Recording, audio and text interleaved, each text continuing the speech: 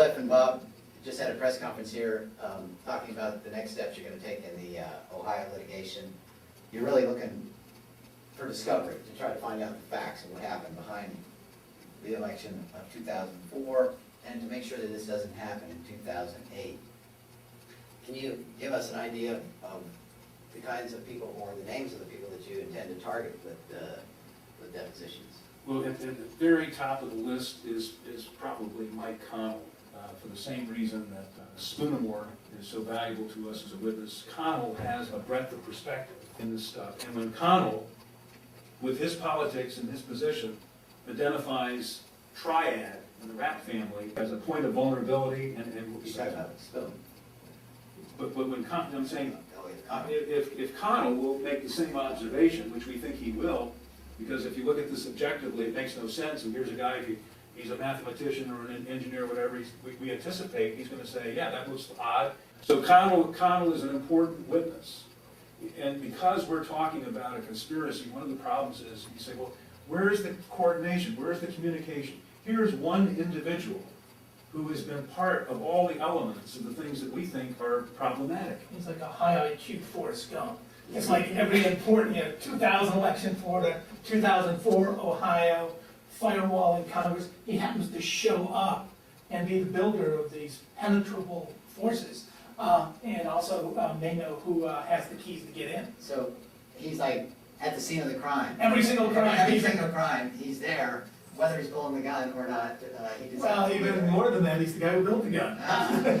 You mentioned Karl Rove, too, that you're interested in taking his deposition. Yeah, now the problem with a guy like Karl Rove, I mean, everybody wants, here Bush is identifying him as the architect, and you're saying the corrupt elections, obviously he's somebody you need to talk to.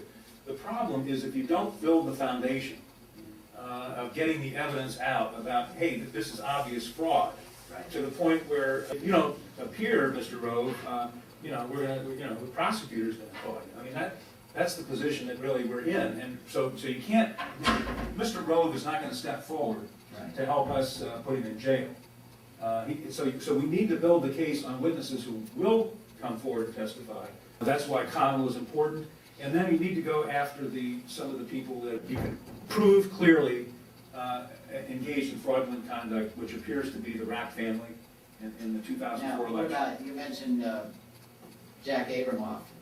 When I interviewed ex-Alabama Governor Don Siegelman last week, he stated on camera that Abramoff and his henchman, Michael Scanlon, were the bagmen for Rove. Is that why you were thinking or mentioning him? Yeah, Abramoff and what's the guy, Robert Norquist, they're all these characters, and they're, what's interesting about some of these people, well, first of all, Abramoff, by virtue of the fact that he's perhaps willing to be more cooperative these days, he's been tagged. It's a small merry-go-round, and the same faces. Mike Connell, Abramoff, Bob Ney, Karl Rove keep coming around the Rapp family over and over again. And every place they go, what you find is illegal money laundering, the FBI or Justice Department launching investigations against Democrats. And even more interesting, since the electronic voting machines, what you find is tracking polls and exit polls that are predicting victories for Democrats, as in Georgia in 2002, Ohio in 2004, that suddenly become unexpectedly flipped at the last second, as if somebody had built a computer network and was essentially hacking the vote. It seemed like you were saying that Connell had created the servers that were used to run the Ohio election results through in 2004 in Chattanooga, Tennessee, Smart Tech.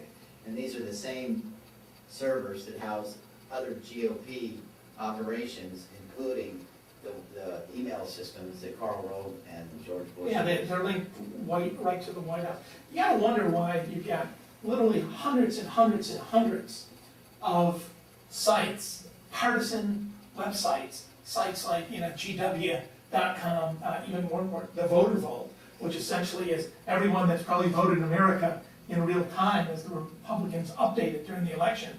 And sites that go right to the White House, and they're on the same integrated servers in this secured old bank building, the old Pioneer Bank building. in Chattanooga, Tennessee. You have to ask yourself, why would the state of Ohio, at the last second, right when the sudden unexpected vote flip comes, be outsourcing that in real time to Tennessee? And why did Mr. Connell build such a system? And I think the suggestion is that it might have been built in such a way that other people who have access to central tabulators know the vote count they need to win an election. Because the exit polls are coming in, it's all showing Kerry winning 51-48. And then it's flipped.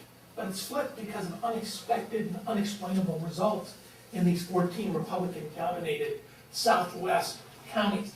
Most of those that reported in later than Cleveland and Columbus, both that still had people in line by court order in Franklin County to midnight. So you've got hardly ever do small rural areas report after the big cities where the polls are jammed and the polls are open by court order to midnight. But historically, this has been done with wire services and other things. You need to know the exact vote you need to win. And they had a system in place. And that system was built by Mike Connell. About the conflict, the both actual and possible conflict of interest that Michael Connell is laboring under by handling George W. Bush's election campaign websites, and then also Ken Blackwell's election websites, and on the other side, the election results for the state of Ohio. Two of them being highly partisan. Firewall of the U.S. Congress. And two of them being highly partisan, and one of them being supposed nonpartisan.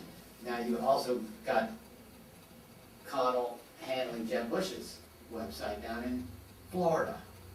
And then shortly after the inauguration of George Bush, Connell is the first private company to be awarded a contract allowing his company to put his servers behind the firewall of Congress, and then he takes over the House Intelligence, House Ways and Means, House Judiciary, House Rules and Ethics, the most important committees in Congress. I'm just wondering if you could talk about this conflict. Well, if you think about it, as a government official or as an agent of government, one of your jobs is to protect whatever you're responsible for from fraudulent manipulation. And if you, in wearing that hat as a fiduciary of the public trust, that you see indications of possible corruption, but the source of the possible corruption is from the partisan side of things, where you wear a partisan hat. The problem is, are you being scrupulous? Are you being taking aggressive countermeasures as you would if you were completely independent, when it's coming from you're coming from your friends? And that's the conflict of interest. And it's certainly, even if you have the ethical, you're at the ethical caliber that you can wear both hats at the same time, it certainly creates an appearance problem. And when you combine that with the fact that 2004 was stolen, it's clear, crystal clear, absolutely crystal clear. 2000 was stolen, so here are two stolen elections. Here's a guy with wearing this government hat, and it sure looks like he was not protecting the system against fraudulent data manipulation, which should be part of his responsibility as the agent of the government. And you take the most partisan IT man in the history of the United States.